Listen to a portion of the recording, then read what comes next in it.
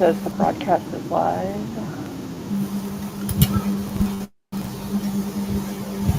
Come on. Waiting for YouTube for it to show up on. Maybe I have. Here we go. Okay. It's just, I'm going to play here. All right, do you see it? Yeah.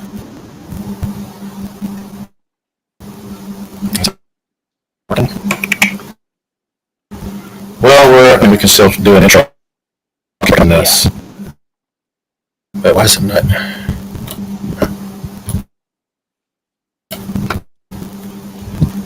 Got front screen.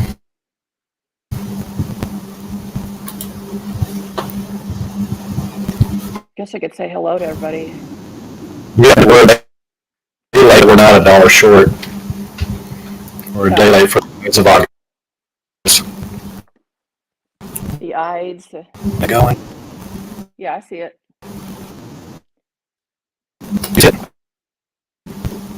You see? Say hello. Hey, everyone. What happened? What is the Ides of Apocalypse? Technical difficulty. Slight.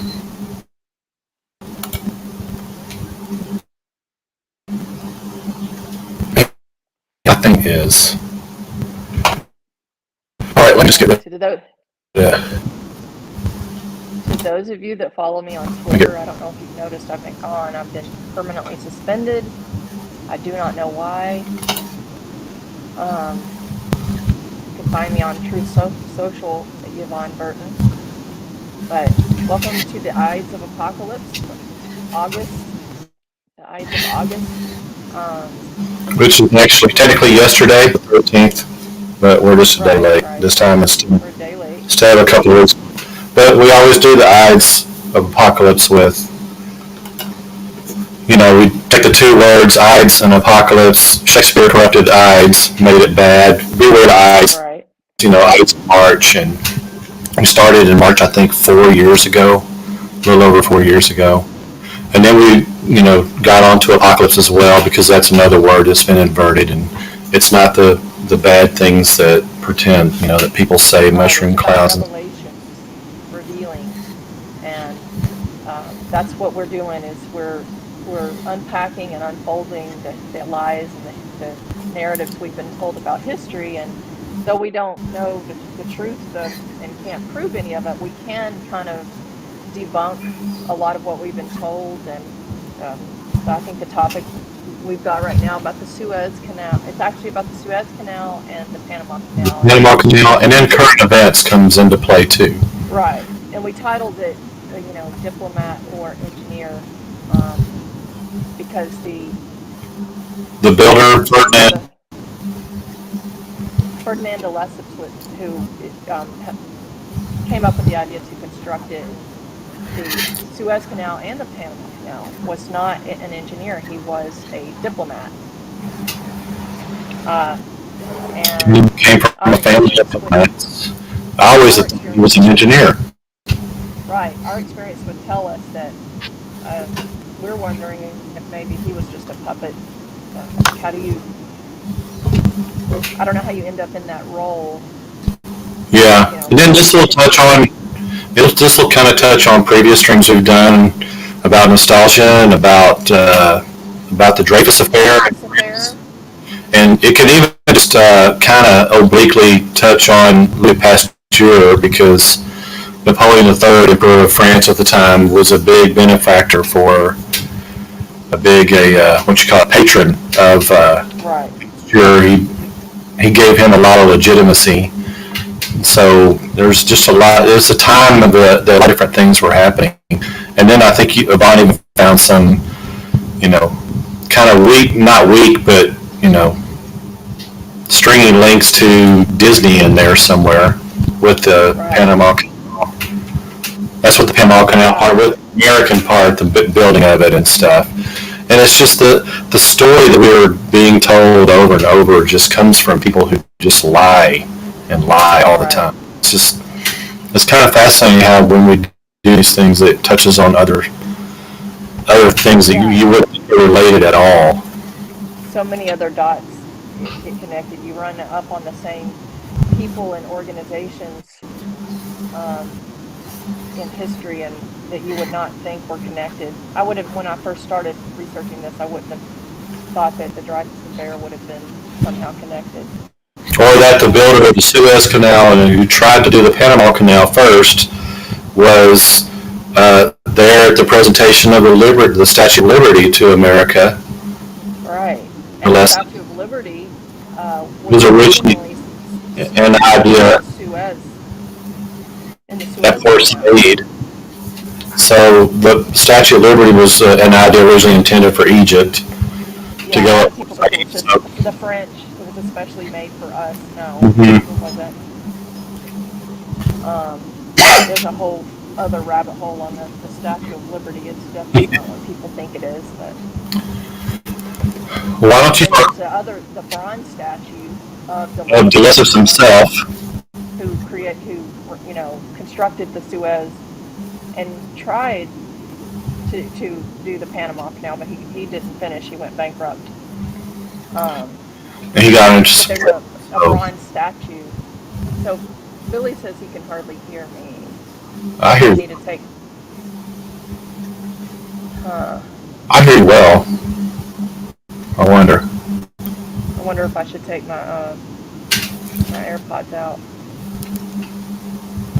There's the statue of De Lesseps at the entrance of the Suez Canal in Port Said, Egypt, on the Mediterranean end. So Billy, can you hear what I'm saying? Maybe I need to turn this up. Can you hear me better now? That bronze statue, I didn't know that statue was there. That's the story in that. There's just, people will understand, but that statue's 33 feet tall. It's on a very high pedestal, but the statue itself is supposedly 33 feet tall. That's just kind of a funny synchronicity. It's definitely taller than that. Yeah, the whole thing. Right. Okay, you can hear me better. I just need to turn on my... Okay. So how do you want to start this? Well, why don't you start in with De Lesseps and what you learned about him? And I know we have a little bit of his background. He was from a diplomatic family. I'd always, like we said earlier, I'd always thought that he was an engineer. That's why he was building canals, major canals.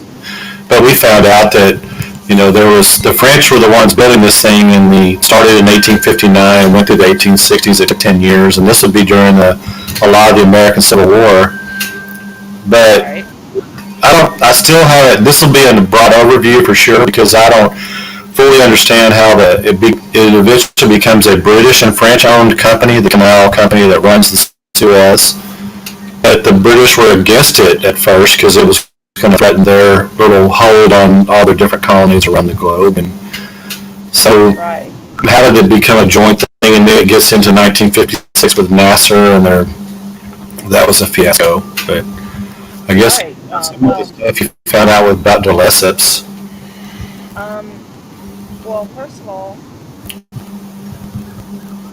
he was. I don't know if you probably don't remember about the Society of Geography in Paris, but it was out of this society. They're the ones that came up with the whole idea of the Suez Canal, and that's another thing I don't know. How is it that the Society of Geography in Paris is the one that comes up with this? I don't know. I feel like there's a bigger organization behind this. What these canals, what happened after these were in operation was lots of war. It opened the door for just perpetual war. But okay, so he was a diplomat. He wasn't an engineer, but he got in good with the right people. So it's And Napoleon III definitely liked the idea of it. And so when De Lesseps came up with the whole Suez Canal thing, a lot of the timing around this coincided with the timing of the Dreyfus Affair.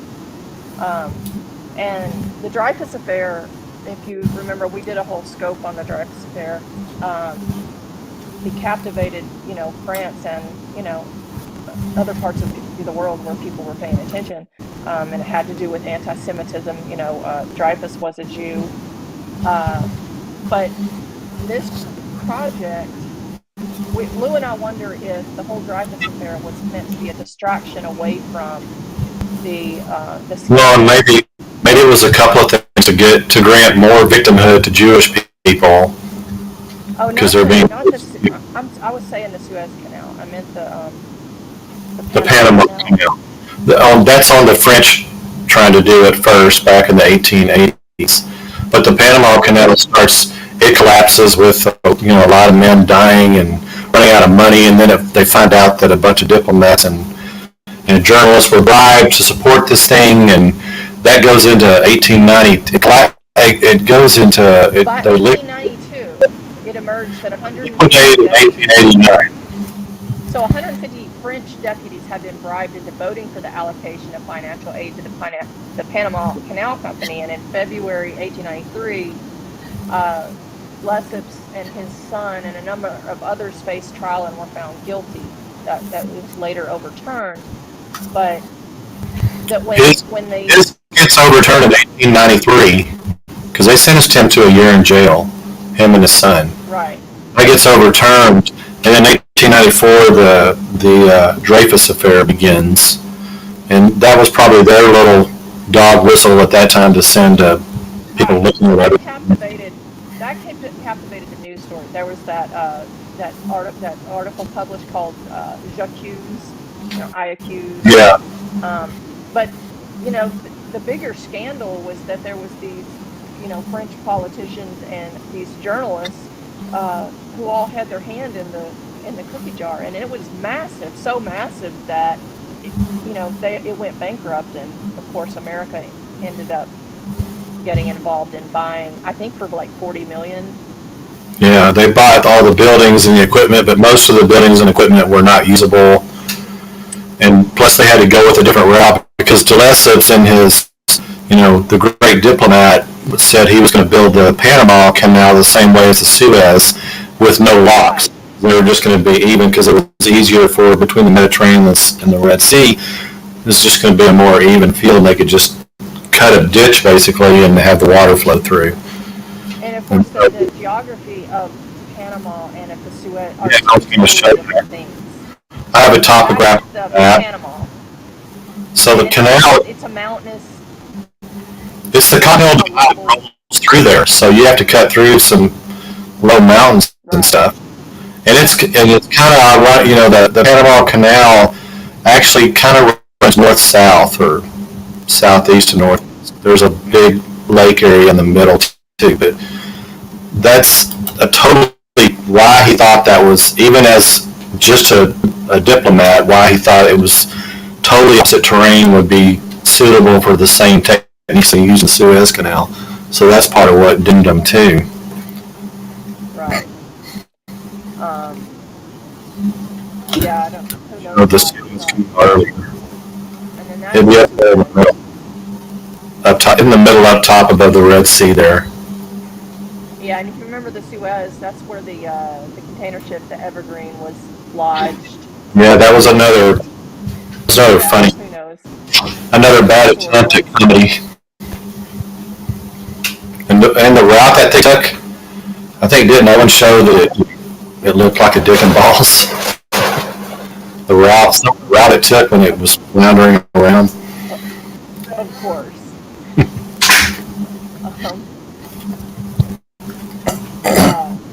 What was I saying about the Dreyfus Affair? So that was a big, huge scandal of biblical proportions. I mean, the money that was spent on building the Panama Canal, before America came in, like it was, what was it, 200? I can't remember. It was a lot for back. Today it would be a major scandal. So just in time for that is the Dreyfus Affair to distract. And Lou and I are always saying, nothing new under the sun. hmm And I'm just going to be plugging in some. This is just fun trivia. It's not anything, Yeah.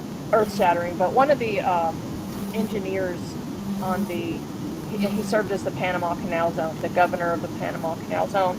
His name was William Everett Potter.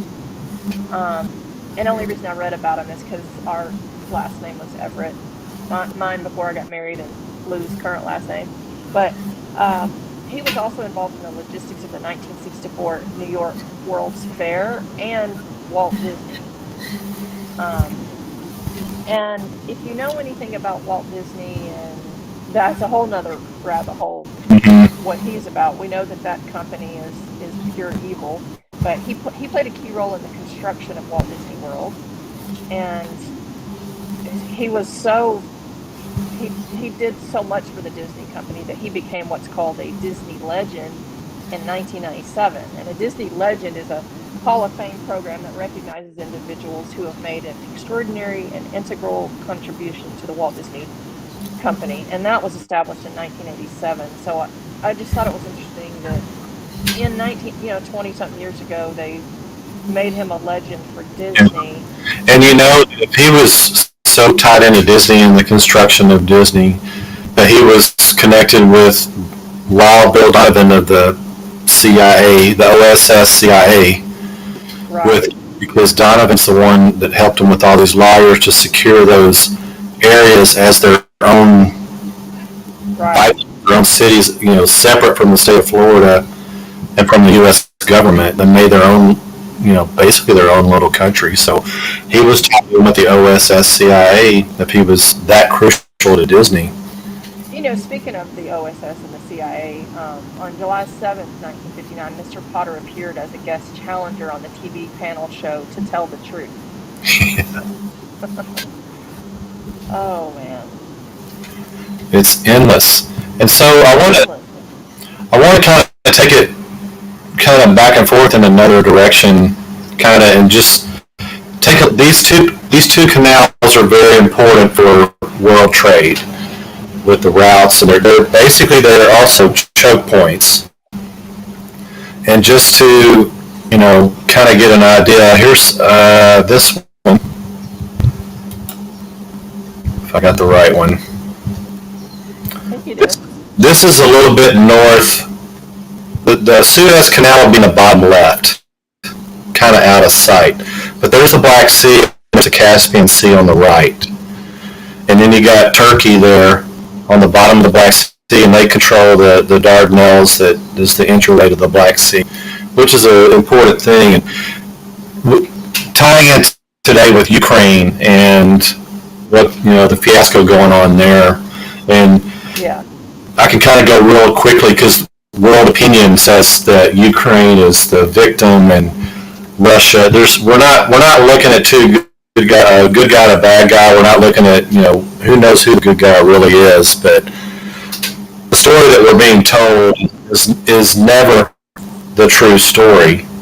And if you look at this one, I'll come back to the other quickly. But this is the international community you always hear about. And basically, it's NATO and the EU.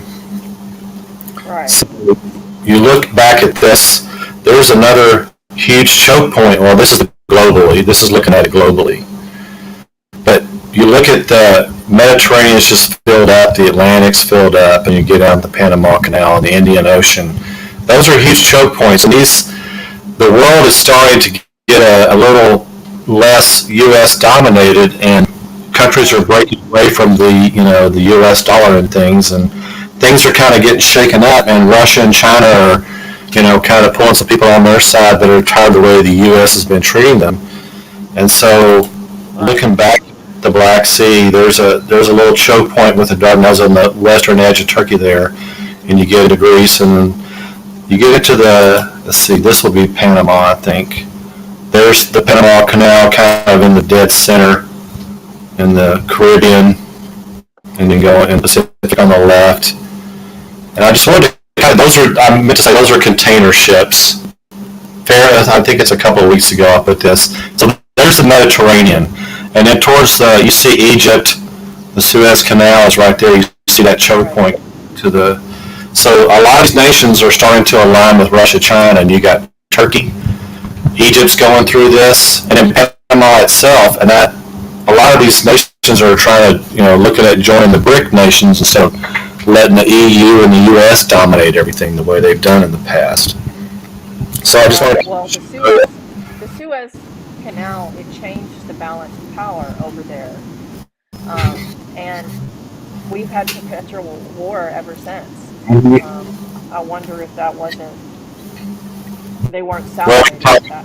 We could talk about 56 when Nasser and Egypt nationalized the Suez Canal, took it over, and basically at the time it was the British and the French that owned it and ran it. And then they sent paratroopers, and then Israel invaded, and the U.S. and the Soviet Union got together to kick them out of that. Yeah, and at that time when they sent those, when they were basically going to war, the people of Britain, like they were all against it. They didn't want it. The media would come out and have these polls just like they do now, where the majority of people support it, when actually they didn't. I know, and that's how I have fully understood, is that it started out Britain was really against it because it was going to threaten their little domination, because it was going to be a French project. But then they become voters. Let me give you kind of a picture of the talk that was going on politically there in the House of Commons, and the stormy and violent debates in the House of Commons on November 1st, 1956, almost degenerated into fistfights after several Labour MPs compared Eden to Hitler. Eden was always to that. Anthony Eden, I remember that name. Yeah, he was for the war. Yet the Prime Minister insisted, listen to this, and see if this doesn't sound familiar. The Prime Minister, what does that sound? Oh, somebody's got a bad muffler going by. Okay. The Prime Minister insisted, we are not at war with Egypt now. There has not been a declaration of war by us. We are in an armed conflict. Or it could be, if you call it, it could be a special military operation like Russia going into Ukraine. Yeah. The journal. So here's a journalist describing the bitter division in public opinion provoked by the British intervention in the Middle East has already had one disastrous consequence. It has deflected popular attention from the far more important struggle in Hungary. I don't know if you remember, that was around the time. Well, 56 is when Hungary revolted and the Soviet Union crushed that. Yeah. A week ago, the feelings of the British people were fused in a single flame of admiration for the courage and apparent success of the Hungarian revolt. Now that success seems threatened by Russian treachery and brute force, and Hungary has appealed to the West. It is the first and perhaps will prove the only opportunity to reverse the calamitous decisions of Yalta. I didn't even think of that 56 was the same year of the Hungarian revolt. Right. And the Soviet tanks came in and crushed that thing. They won. They thought they won just briefly. The rebels in Hungary. They thought they had gotten something, and then because the Hungarian army kind of withdrew, and the Soviet tanks came in and just crushed them. Right. But at the same time, the U.S. and the Soviet Union were on the same page with telling Britain, France, and Israel to get out of Egypt. Right.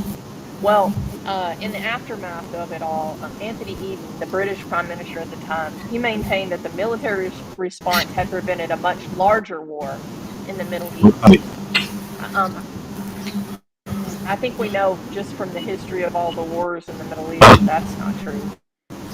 But the fight over the canal also laid the groundwork for the Six Day War. Yeah. Because that was due to the lack of a peace settlement from the 1956 war. The Soviet Union was able to avoid most repercussions from its concurrent violent suppression of the rebellion in Hungary, and were able to present an image at the United Nations as a defender of small powers and against imperialism. Right. Yeah. Small powers, not including Hungary. Right. So we just. This is from Wikipedia. It says it's got a section called military thought. The great military lesson that was reinforced by the Suez War was the extent that the desert favored highly fluid, mobile operations and the power of aerial interdiction. I mean, But that's okay, what so the British and French sent in their paratroopers, that's the mobile force that you use, and it was a debacle. It was a debacle for them, and maybe because right, also there was some bipartisanship with the Soviet Union and America back then, and that's during the Eisenhower years as well. right. So we just want to kind of get people to start thinking about seeing the stories from another side, another angle a little bit. And just these two canals that were started by a diplomat. Right. And a lot what comes out of these things, like with there was a whole peacekeeping force Well, that was we were going to part of the talk about United Nations. Panama, the Panama Canal itself, with how Roosevelt now dealt with, because at the time there wasn't Panama, it was all Colombia, Right. Yeah, and that and that was Roosevelt helped with. because we took the land for it. It came from Colombia, which I've always wondered why when Carter gave it back, he gave it back to Panama and not Colombia. Well, they say, well, Panama, there was this movement to be independent. But knowing what we know, don't you think that that's a narrative that America, like CIA, created? It wouldn't have been CIA back then. It would have been our whatever. And The OSS. so-called, well, no, OSS was World War II, but this is early 1900s. So whatever we had back then, a bunch of Harvard and Yale diplomats thinking they're world beaters or something. So Right.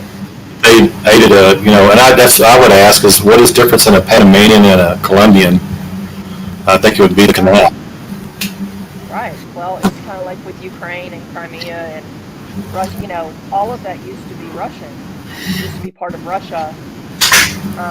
And as a matter of fact, a lot of the Crimea and parts of Ukraine, they want to be a part of Russia, but America has other plans. Surprise, surprise. That's mine. And just a fun trivia thing on that on the bronze statue of the Lesseps that was there, and actually they toppled that. When did they topple that? When did they take that statue down? I can't remember when. I think it would have been in the '56 because Yeah. that whole movement was all against colonialism and everything, and they got rid of it. And Right. God damn it, seriously, and some kind of society kind of restored it and put it up somewhere else. But then you found, I think in 2020, that the Egyptian government was about to put it back in its 2020 they were going to try and put it back, but because it was built on, they say, slave labor and colonialism and all that, that would be a hard sell for a lot of people. But on the Lessep statue there was a Latin inscription, and Lou and I are always wondering, like, we have the English language, just like with our founding fathers, and like a lot of our we have a lot of Latin. on our currency and Right. pluribus unum and all that stuff. We have all these Latin phrases. Opus Dei on the Washington monument. It's like, why? What's with the Latin terminology? But what's inscripted on there is, I'm probably not pronouncing this right, but Appareri Haram Mitzvah, which means to open the earth to the nations. So this is infantry world, so that's not really what they mean, but maybe to open the nations to the earth. I don't know, but. And then they had, I can't remember the language with the Statue of Liberty in New York. We found out De Lesseps was the presenter for the Statue of Liberty displayed in New York. And just, some of these folks are big into symbolism and, of course, the Latin and stuff. We're curious about that. We don't know. The 33 keeps popping up with things.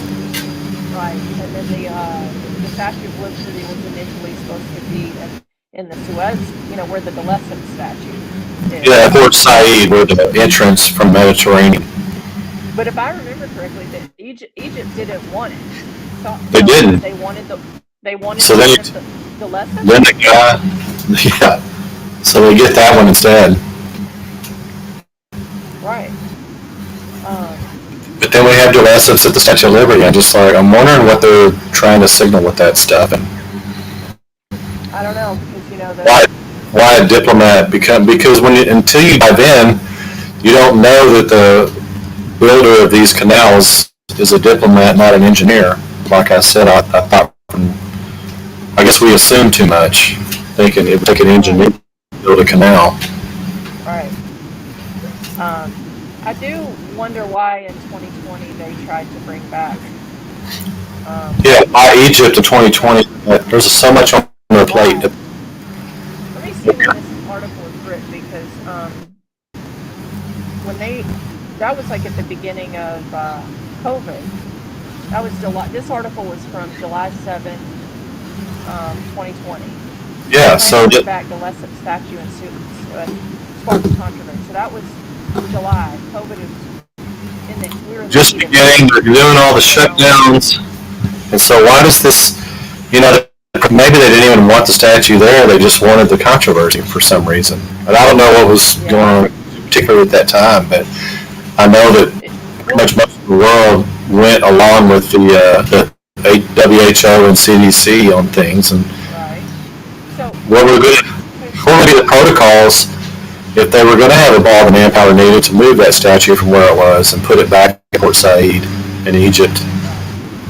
The debate started when the Daily El Sharout reported last month that local authorities in the Mediterranean province of Port Said, is it Port Said or Port Said? Said.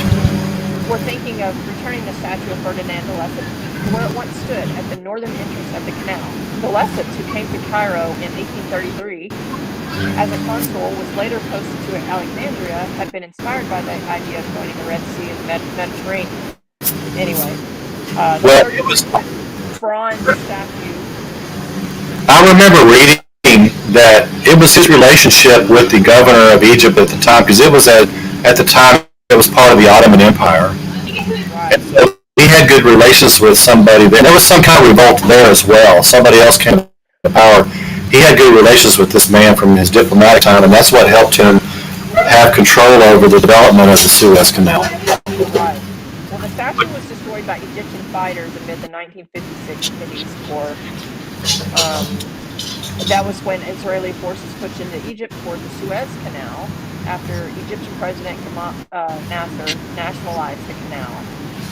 So it was later restored by the Paris-based Association des Amis du Canal de Suez and is now housed in a shipyard in Port Fouad, I don't know how to say that. But it doesn't make sense, like why stir up those old passions again during in 2020? And plus, Egypt had gone through the color revolutions a few years before. That's true. After the Libya stuff happened, and then after screwed over Libya, and then they tried to take that government out. Right. So what is the? So like another stretch. Back to the Panama Canal. I know we're all over the place tonight, but on the Panama Canal, that was Carter's big, gaffe. Like, we know that wasn't his gaffe, and we know it wasn't his decision to give it to them for whatever reason. I'd love to know what was behind that. But Panama, I don't know if everybody knows, Panama's got a revolution going on right now. Yeah. Where the people, because, whereas America still has food on the shelf, a lot of these countries are really suffering. Yeah. And Panama is one of them, and they're in the streets big time. I don't know how that's gonna. And that's not getting much play at all. I didn't know about it. You had to point that out to me a couple of weeks ago. I wasn't aware of it myself, and I just wonder about all these different. It goes. I mean, these places that BES has interfered with and done a lot of things, and how the world order right now is just kind of shaky right now, and the EU and the US is not as strong as they thought they were. And just looking in Turkey, what's his name, Erdogan is cozying up to Putin even more and more. Of course, right now Putin is the new Nazi for the Western world. Right. I'll say again, or I'll just repeat the meme.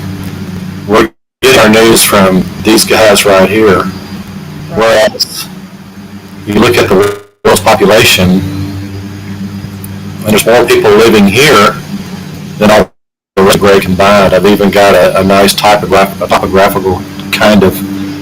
This is a population density map of the world. You look at North and South America is really thin over there. And granted, the economies of these countries are not as advanced, but they're growing fast. Yep.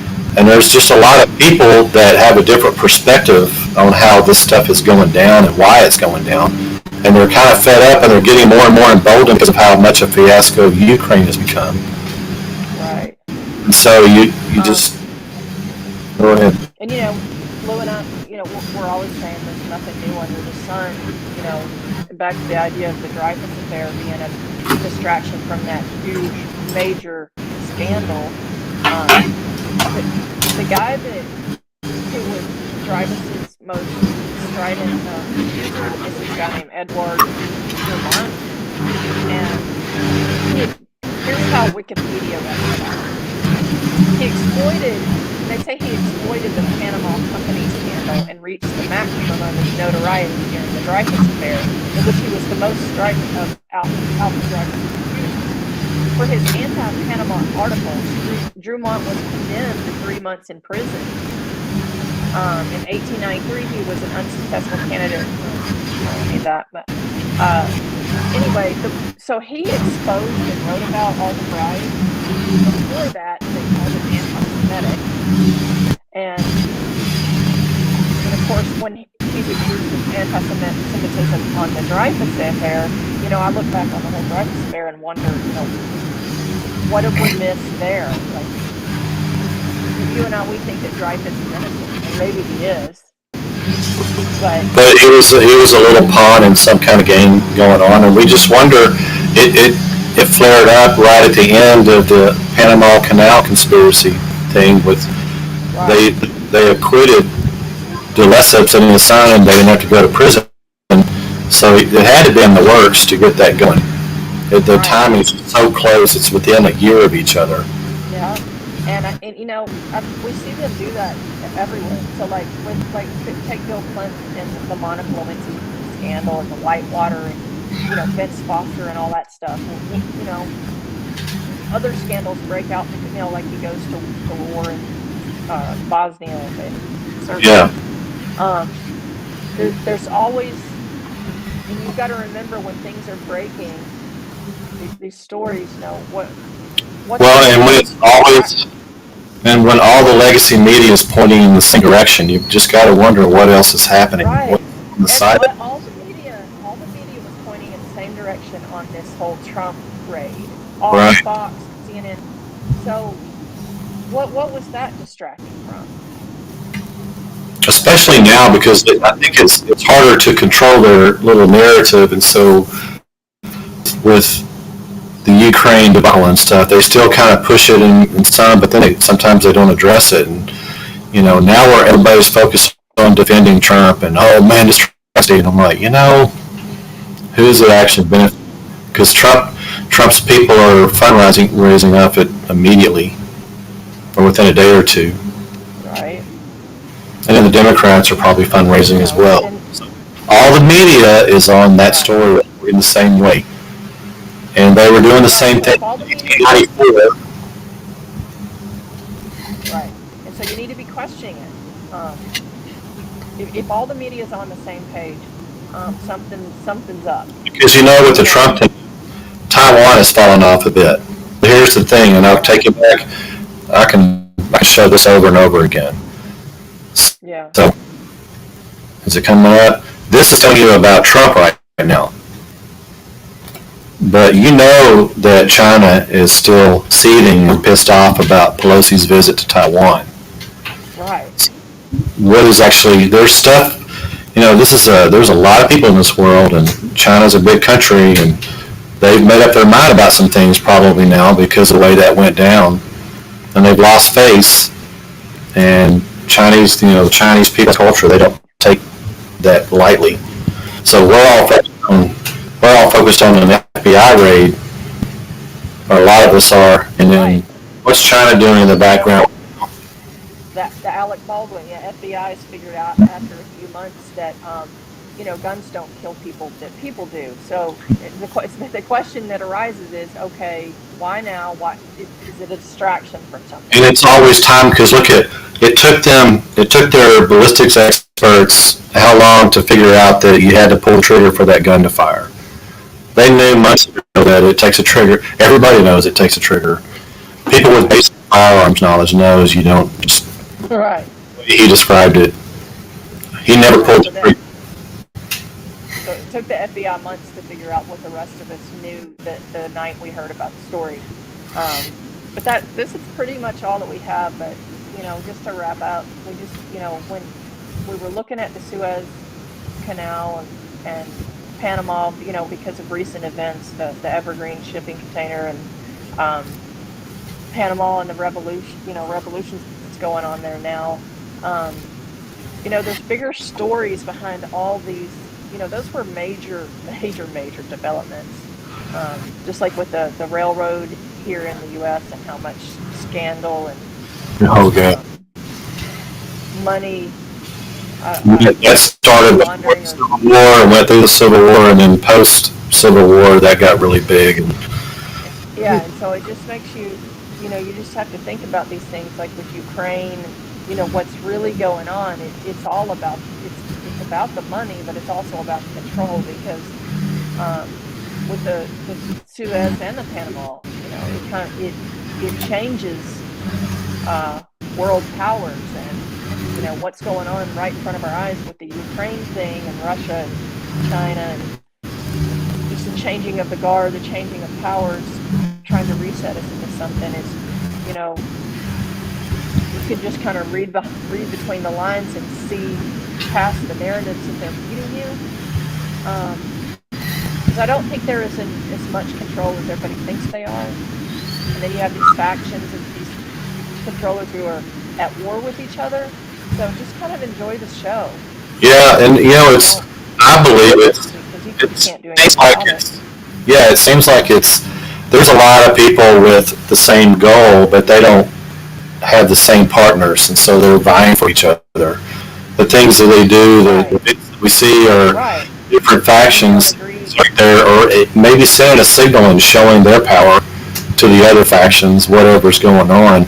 But sit back and what we say over and over again is realize that God is in control of it. So their plans will be for aught.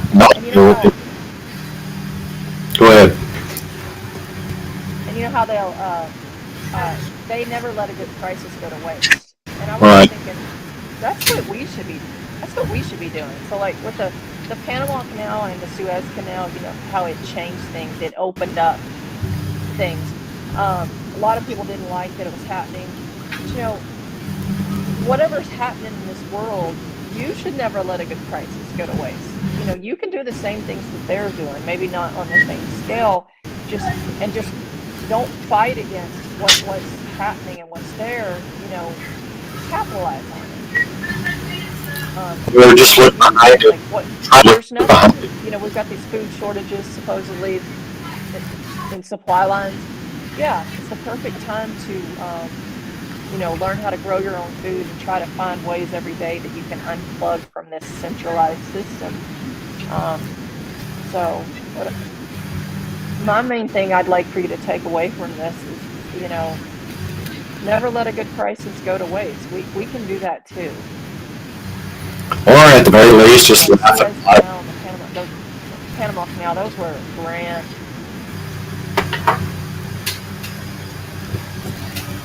I didn't hear what you just said. The very least what?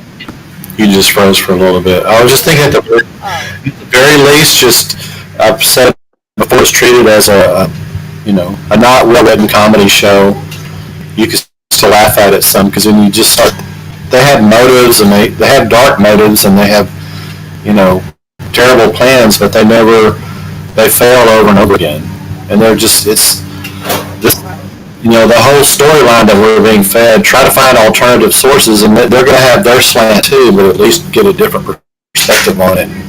Get a different perspective on the Ukraine thing right now, Right. and how stupid it is. But it can be funny, because now I go to stop at truck stops and I'll see some TVs on, and I get to laugh at it, just kind of quietly, stuff at the counter, and just don't take that so seriously. God has His plans, and immovable, and they have their plans, and they always come for naught, and just the whole.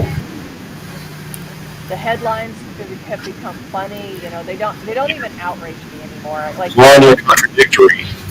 The Inflation Reduction Act. And it's just like, okay, I don't even get mad about it anymore. And maybe that's the thing, because they feed off our energy. So if you don't, Yeah, and when you're dancing around, they like grab it and suck on it, because they did Ukraine and people put Ukraine flags on their bios, and then it's Taiwan, but I didn't see any Taiwan flags.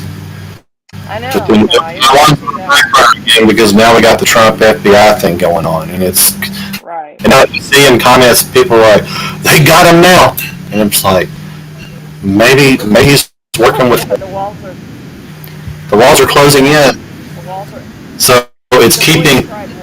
Whatever. It's keeping people on one side, one false side, fired up. We got him, and it's keeping other people rallying around Trump's home. And he's, Trump Jr. or Eric Trump actually put out a thing. If you're pissed off, donate here. Right. It's like you guys got plenty of money to do some stuff on your own. Why has it got to be fundraising? And then I saw a point. I've seen the text before. Sometimes I do still get texts. I don't get them as much anymore. But going back a couple of years, text Trump to 88022.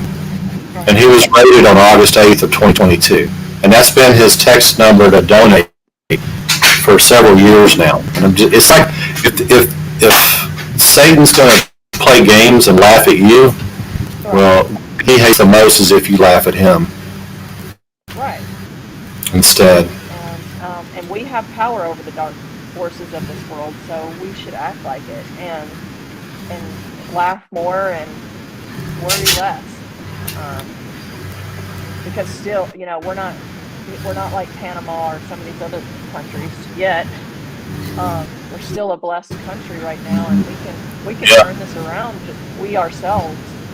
So, kind of leave on that hopeful note, and come back next month. We should be on time, because we can do this remotely if we have to. Right, and then we were also being about and talked about, we're going to start ending our streams with a little trivia that we think, because it's something that I didn't know about until a week or two ago. And people are always worried about presidential election outcomes and the actual numbers and percentages and electoral college. When Lincoln was elected in 1860, he got less than 40% of the vote. Hey. And I dove into it, and I didn't know it was 39.8% of the vote. There were 4 candidates that year. And he actually didn't run under the Republican Party. They call it the National Unity Party, and they used other people from a couple of other parties to try to.